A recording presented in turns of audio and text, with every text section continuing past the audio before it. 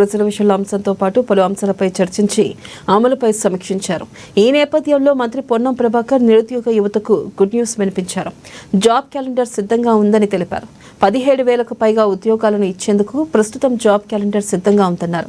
మార్చిలోగా 1,00,000 ఉద్యోగాలు ఇవ్వాలని మంత్రివర్గంలో నిర్ణయించామని చెప్పారు. రాష్ట్ర ప్రభుత్వం గతంలో మనం ఉద్యోగం కూడా నీళ్లు నిధులు నియామకాల కోసం కానీ నోటీసులకే పరిమితమైనటువంటి పరిస్థితులలో తెలంగాణ ప్రజాపాలన ప్రభుత్వం అధికారంలోకి వచ్చిన తర్వాత ఇప్పటి వరకు 60,000 ఉద్యోగాలను నింపడం జరిగింది ప్రభుత్వం. దాంతో పాటుగా కేటగిరీషన్ కు సంబంధించి ఇష్యూ ఉండడం వల్ల కొంత జాప్యమైనప్పటికీ కూడా దాదాపు 17,000 చిల్లర ఉద్యోగాలకు సంబంధించినటువంటి నోటిఫికేషన్లకు జాబ్ క్యాలెండర్ సిద్ధంగా ఉంది. దాంతో పాటుగా ఇంకొక 22,000 ఉద్యోగాలకు మొత్తంగా మార్చి లోపల 1,00,000 ఉద్యోగాలకు పైగా అందరికి ఇవ్వాలనేటువంటి ఆలోచన ప్రభుత్వం నిర్ణయం కూడా ఈ సందర్భం లోపల చేయడం జరిగింది.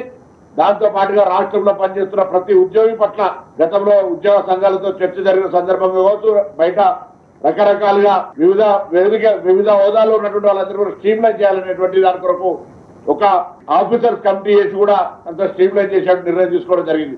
ఇందులో ముఖ్యంగా ఈ రోజు బలహీన వర్గాలకు సంబంధించినటువంటి ఒక చారిత్రాత్మక నిర్ణయం 42% ఇవ్వాలనేటువంటి మాటకు కాంగ్రెస్ ప్రభుత్వం కట్టుబాటు ఉంది. దీన్ని సాఫీగా ఎన్నికలు జరిగే విధంగా అందరూ కూడా సహకరించాలని ఒక బలహీన వర్గాల రాష్ట్ర మంత్రిగా ఈ సందర్భంగా కోరుతా ఉన్నాను. తెలంగాణ ప్రభుత్వం పక్షాన